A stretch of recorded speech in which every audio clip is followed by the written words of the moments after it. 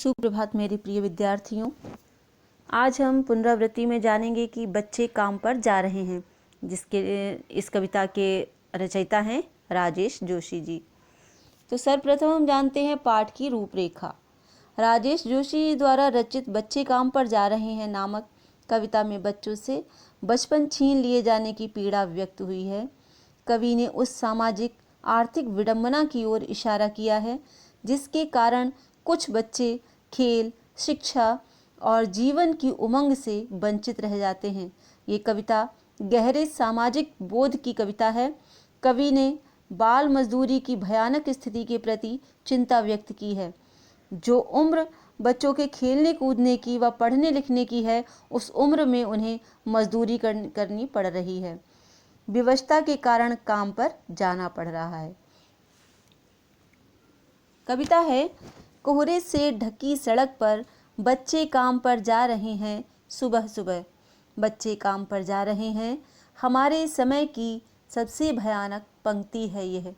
भयानक है इसे विवरण की तरह लिखा जाना चाहिए इसे सवाल की तरह।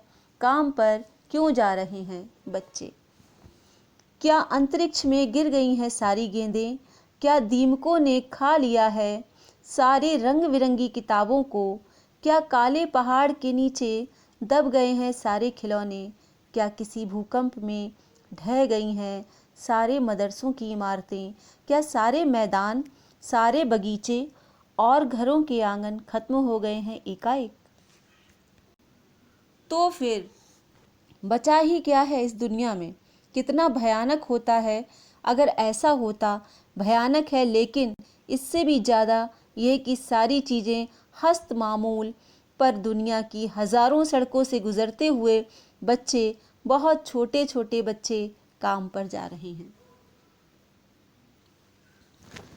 कवि कहता है कि सुबह के समय सड़कों पर घना कोहरा छाया हुआ है, चारों ओर भयानक ठंड पड़ रही है, फिर भी रोजी रोटी कमाने की विवशता के कारण बच्चों को काम पर जाना पड़ रहा है। जिस समय बच्चों को ठंड से बचने के लिए घर में होना चाहिए, उस समय वे काम करने के लिए घने कोहरे के साए में सड़कों पर निकल पड़े हैं। हमारे युग की सबसे भयावह स्थिति यह है कि जिस उम्र में बच्चों को खेलना कूदना व पढ़ना लिखना चाहिए, उस उम्र में वे काम पर जा रहे हैं। इससे भी भयानक स्थिति यह है कि हमारा समाज इस समस्या को सामान्य घटना मानकर इस ओर ध्यान नहीं दे रहा है। इस समस्या को महत्वपूर्ण प्रश्न के रूप में प्रस्तुत किया जाना चाहिए कि आखिर ये बच्चे खेल कूद व पढ़ाई लिखाई की दुनिया से दूर रहकर पेट पालने की चिंता से ग्रस्त क्यों हैं?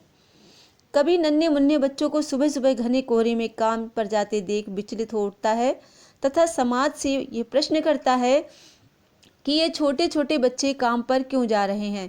क्या सारी गेंदें अंतरिक्ष में गिर गईं? अर्थात बच्चों के खेलने के लिए क्या सारी गेंदें नष्ट हो गई हैं? क्या इतनी जो इनकी किताबें थीं, रंगीन किताबें, उनको दीमकों ने खा लिया है?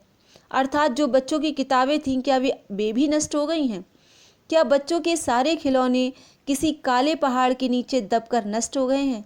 क्या किसी भूकंप के कारण बच्चों के विद्यालयों की इमारतें नष्ट हो गई हैं? क्या बच्चों के खेलने के सारे मैदान, बगीचे, घरों के आंगन समाप्त हो गए हैं? आखिर इस तरह से अचानक बच्चों को बचपन की सारी सुख सुविधाओं से कैसे वंचित कर दिया गया है? ये सारे प्रश्न हमें उत्तेजित करते हैं कि हमें उनका बचपन लौटाना होगा। उन्हें खेलने तथा पढ़ने के लिए उचित अवसर उपलब्ध कराने होंगे और उन्हें काम पर भेजना बंद करना होगा।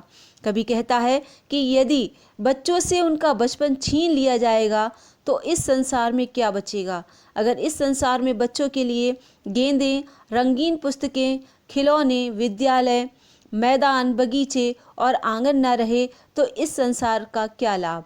ऐसे संसार का होना ना होना व्यर्थ है। यदि संसार सचमुच ही इन वस्तुओं से रहित हो जाए तो संसार कितना भयंकर प्रतीत होगा।